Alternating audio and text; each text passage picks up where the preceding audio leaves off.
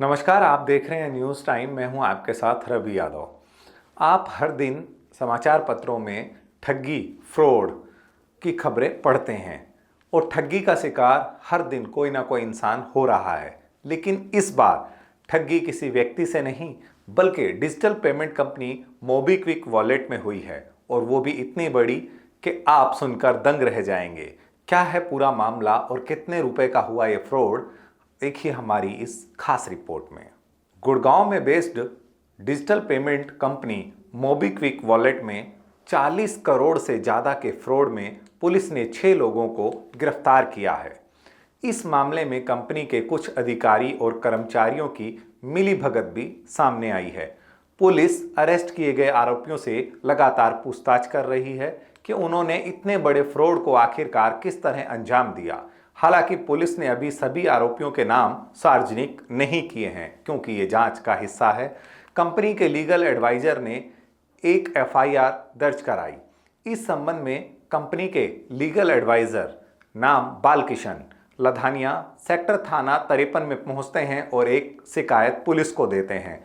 Police को दी शिकायत में उन्होंने बताया कि 12 सितंबर को खातों की जांच करते समय उन्हें कुछ संदिग्ध लेन देन मिले। जांच में पता लगा कि कुछ मोबीक्विक वॉलेट की गड़बड़ी के कारण ग्राहक उसका फायदा उठाते हुए गलत इस्तेमाल कर रहे हैं।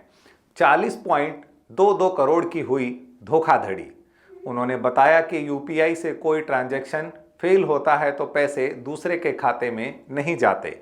तकनीकी गड़बड़ी की वजह से फेल हुई ट्रांजैक्शन का पैसा भी लोगों के खाते में जमा हो रहा था। इसके अलावा कई लोगों के अपने वॉलेट में मौजूदा राशि से भी ज़्यादा पैसे ट्रांसफ़र कर रहे थे। इन धोखाधड़ी वाले लेन देन से कंपनी को कुल 40 करोड़ 22,32,210 रुपए की धोखाधड़ी हुई है। उन्होंने अपनी शिकायत में कहा है कि ये सब कंपनियों के कर्मचारियों की मिलीभगत से हुआ है।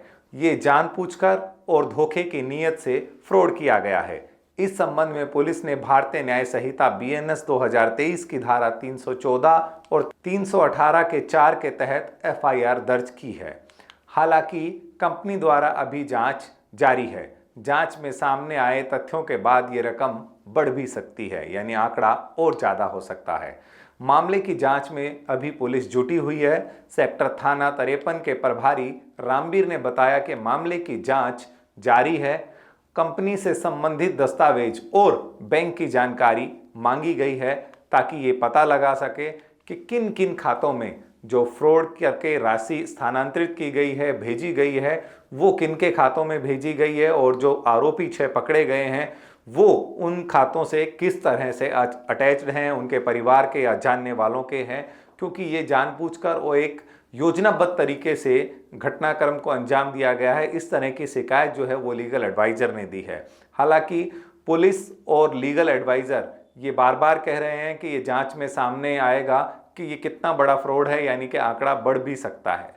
तो ये एक चौंकाने वाली जानकारी आम लोगों के लिए इसलिए भी है कि आप हर दिन देखते हैं कि किसी के साथ लाखों रुपए का ठगी, हजारों रुपए की ठगी, कोई लिंक भेजकर, कोई फोटो भेजकर साइबर फ्रॉड हो जाता है। लेकिन एक ऐसी कंपनी जो खुद एक डिजिटल पेमेंट के लिए विख्यात है, नामी है, और लोग अपने आप को इस कंपनी के द्वारा लेन देन में सुरक्षित मानते हैं, उस कंपनी के साथ ठगी हो जाना, और वो भी गुड़गांव जैसे एक मिलेनियम सिटी में, ये एक सवालिया निशान ना केवल डिजिटल ट्रांजैक्शन पर है बल्कि सुरक्षा कारणों पर भी है कि किस तरह से, चाहे बेशक वो कर्मचारियों की मिलीभगत से हुआ हो, लेकिन ये किस तरह से संभव हुआ।